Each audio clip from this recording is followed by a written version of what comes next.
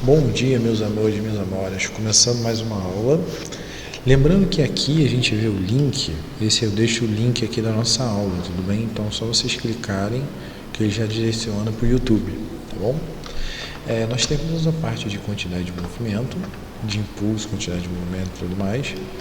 E vamos começar a parte de mecânica dos fluidos. Então, o que é um fluido?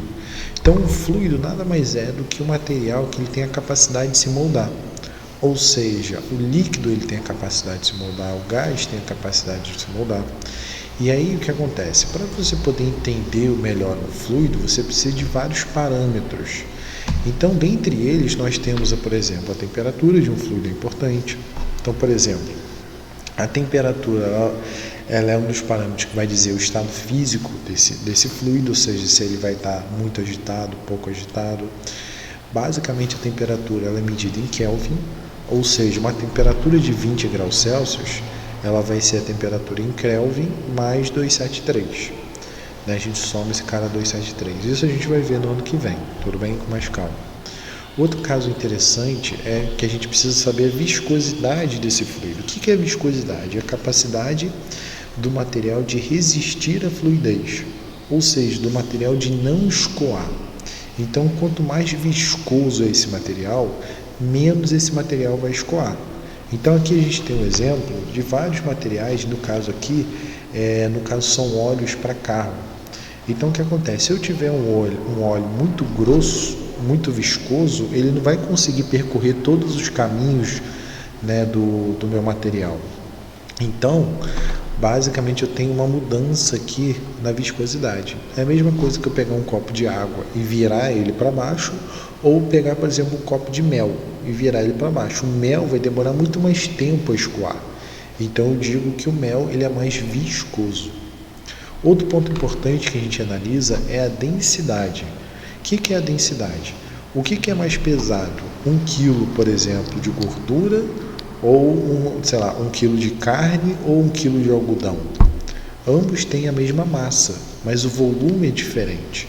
Repara que na figura que está mostrada aqui, a gente tem exatamente a massa de 1 quilo de gordura e a massa de 1 quilo de carne. Olha como faz diferença, Ou seja, a gordura ela tem um volume muito maior do que a massa. Então, o que acontece? Vai fazer diferença essa massa e esse volume. Eu tenho que ter uma comparação. E, basicamente, a gente compara essa massa e esse volume com a densidade. Então, quanto mais denso esse material, maior vai ser essa concentração dele. Logo, em um volume muito pequeno, ele vai ter uma alta concentração de massa.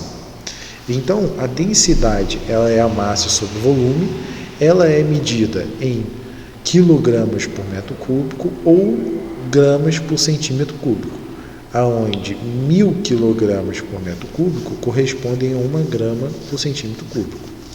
Então, aqui a pergunta: o que pesa mais, 1 quilo de chumbo ou 1 quilo de algodão? Ambos têm o mesmo peso, entretanto, o volume não. Então, o chumbo ele é mais denso que o algodão, ou seja, o chumbo ocupa menos espaço que 1 quilo de material, diferente do algodão que ocupa maior espaço. Então, basicamente a gente utiliza a densidade para determinar se o material ele vai ficar em cima ou embaixo. Ou seja, por que, por exemplo, o óleo ele fica em cima da água? Quando a gente vai misturar água com óleo, a água e o óleo não se misturam e o óleo fica em cima. Primeiro, porque a água e o óleo não se misturam devido à sua ligação química. E no caso, o óleo ele vai ficar lá em cima, aqui o óleo, exatamente porque ele é menos denso. O que é ser menos denso? Ele é mais leve. Ou seja, o material menos denso é um material que, se você pegar o mesmo volume, ele vai ter uma massa menor. Então, o ar, por exemplo, ele é menos denso. Se eu pegar uma caixa fechada e botar só ar, ela vai ser muito mais leve do que eu pegar a mesma caixa e botar pedra ou botar água. Então, por isso que o ar ele fica em cima, a pedra ele fica embaixo, a água fica ali no meio. Todas essas posições são definidas através da densidade. Então, quanto mais denso o material, mais profundo ele ficará. Um dos que faz com que a água não se misture com o óleo é a densidade. Então, um dos fatores, basicamente. Então, além disso, outro cara importante que a gente analisa é a pressão. O que é a pressão? A pressão ela vai ser a força aplicada a uma área, ou seja, quanto de força eu aplico a uma área. Por exemplo, o fato de eu estar sentado aqui na cadeira significa que eu estou aplicando uma força na cadeira. Uma coisa é se essa cadeira tiver um pé ou se ela tiver 4 pés. Se ela tiver um pé, significa que eu estou aplicando todo o meu peso em cima de um pé só, o que pode fazer com que essa cadeira quede. Então, a pressão ela é uma força sobre uma área. Força a gente já aprendeu que é medida em unidades de Newton e área é medida em unidades de metro. Então, basicamente, pressão ela vai ser o quê? Uma força sobre uma área, ou seja, a unidade de medida é Newton por metro quadrado, ou, se a gente quiser escrever, Pascal. Então, eu posso dizer que a pressão é medida em unidades de Pascal, ou existem outras unidades que a gente também utiliza. Então, por exemplo, PSI é uma unidade inglesa, né, que é libra-força por polegada quadrada. Geralmente a gente utiliza PSI quando a gente vai medir, por exemplo, calibragem de pneu. Né? Por exemplo, meu pneu da minha moto, ela tem a calibragem de 23 na frente, 21 na frente e 24 atrás. Né? 21 PSI no pneu da frente e 24 PSI no pneu de trás. ATM é uma pressão atmosférica, nível do mar. Isso a gente vai ver na próxima aula. Bar é uma pressão inglesa, que é utilizada para medir cilindros de pressão. Então, por exemplo, aquele cilindro de oxigênio que o mergulhador utiliza é medido em bar.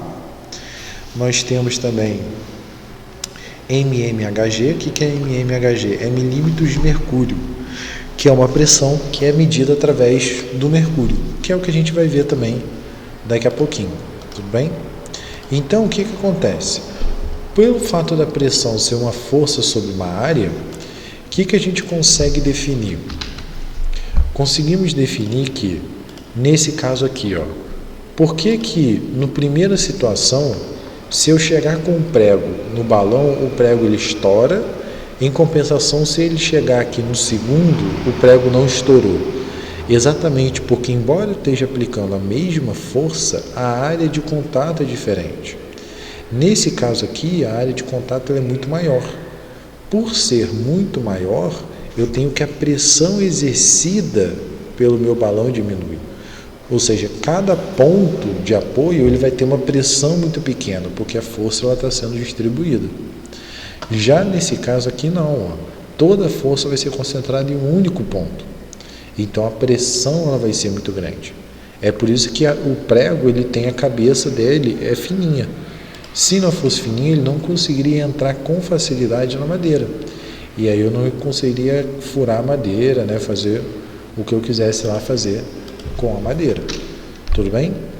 Então, quando a gente analisa um fluido, isso a gente vai ver lá mais para frente, mas só para dar liga para a nossa aula, basicamente eu posso ter um fluido que ele é compressível ou incompressível. O que é um fluido compressível? É um fluido que ele vai alterar a pressão dele, ou seja, ele modifica a sua pressão, né? É um fluido compressível, por exemplo, uma seringa. Se eu pegar essa seringa e comprimir ela, repara que o volume dela muda. Então eu posso dizer que essa seringa ela é compressível, ou seja, ela muda e a pressão ela muda. Agora me diz, se naquela mesma seringa eu colocar água, por exemplo, você acha que vai ser fácil modificar ali? Não vai. Então, por que ela não vai? Que é exatamente na figura ali do lado. Por que ela não vai se comprimir? Exatamente porque o líquido ele é incompressível, a água ela é incompressível, ou seja, ela não se comprime. E aí o que acontece? Quando eu tenho um líquido que ele não se comprime, ele meio que distribui por ele a mesma pressão ao longo do corpo inteiro. O que eu quero dizer? A pressão que vai ser exercida ali em cada ponto do meu líquido, ela vai ser igual. Então, olhando para o nosso sistema aqui, a mesma pressão que é aplicada no ponto A, é a mesma pressão que é aplicada no ponto B. Tudo bem? Então, o interessante é que quanto menor a área, menor é a força aplicada. Então, eu posso utilizar um sistema bem pequeno como esse e botar um cara bem grande aqui do outro lado. E aí, qual é a vantagem? Com pouca força, eu consigo exercer uma pressão absurda. Ou seja, eu consigo levantar, por exemplo, um carro, consigo levantar um elefante, consigo levantar, corpos muito grandes. Exatamente aplicando uma força bem pequena. Em compensação, por eu ter uma área muito pequena, basicamente eu vou ter ali que ele vai deslocar pouco volume. Deslocando pouco volume, eu vou ter que esse corpo que eu estou deslocando, ele vai se deslocar muito pouco. Então, por exemplo, esse carro que eu estiver levantando, esse elefante, ele vai subir e vai levar muito pouquinho. Então, aqui a gente tem um exemplo que ele diz o seguinte: um bloco de massa de 9.000 kg é colocado sobre um elevador hidráulico, como mostrado na figura acima.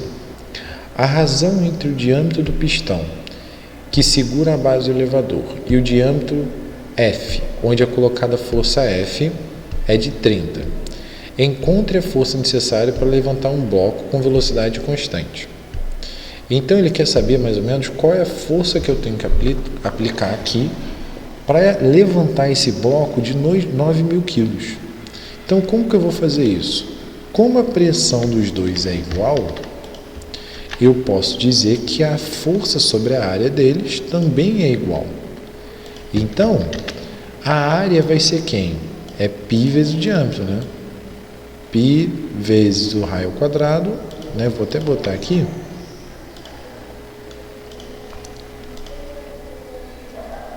Cadê? Aqui, ó. Π vezes o diâmetro, vou botar dp dividido por 2 ao quadrado, né? Porque é π vezes o raio ou π vezes o diâmetro. Então eu tenho aqui, fazer só a coisa, então eu tenho o P, pressão de P e a pressão de F. Então vai ser exatamente a força de P sobre a área de P, força de F, área de F. Então força de P, ela é quem? É a força do meu peso, então é a massa vezes a gravidade, que nesse caso 9.000 vezes 10. E aí eu quero saber a minha força que eu vou aplicar, que é a força F, dividido por π vezes dF dividido por 2 ao quadrado. Achei a minha equação, achei a minha fórmula. Agora o que eu vou fazer? Eu vou pegar e vou substituir. Então eu vou jogar aqui para outro quadro, só para facilitar a minha vida, que aí eu não tenho esse desenho. Então vamos lá, eu tenho π de um lado, eu tenho 2 de um lado, então eu posso cortar esses valores da minha equação, porque eles não vão influenciar. Então qual é a massa do corpo? A massa dele é 9.000 vezes a gravidade, que vale 10. Aqui eu vou dar o que? Vou dar dp ao quadrado. Opa, vou deixar aqui preto. E aqui eu vou dar df ao quadrado. Beleza. Então eu vou fazer o seguinte. Ele diz pra gente que dp sobre df é igual a 30. Então eu vou fazer o seguinte, eu vou tentar forçar essa aparição. Então eu vou passar o dp que está dividindo para cá, para o outro lado. Então aqui vai ficar 9.000, multipliquei ele por 10, passei para cá, então ficou F vezes, no lugar aqui, então vai ficar dp ao quadrado.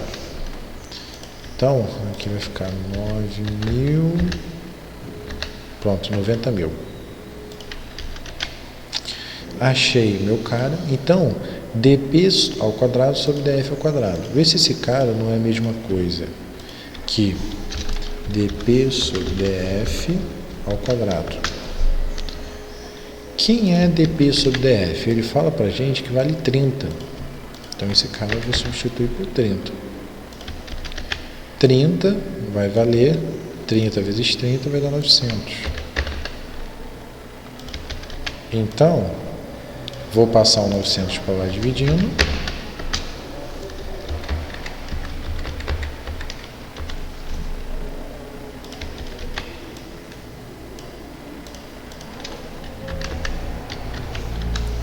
Vou cortar, ó, 2 zeros, eu posso cortar aqui 2 zeros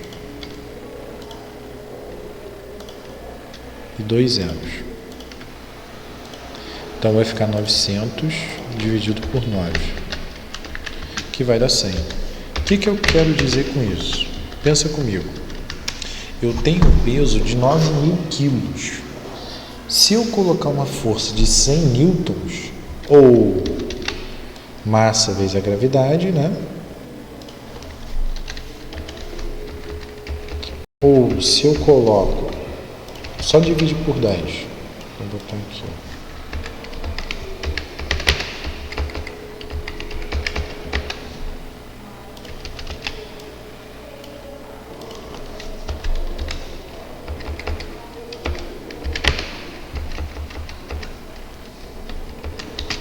Se eu coloco então uma massa de 10 quilos, eu consigo levantar aquela massa de 9.000.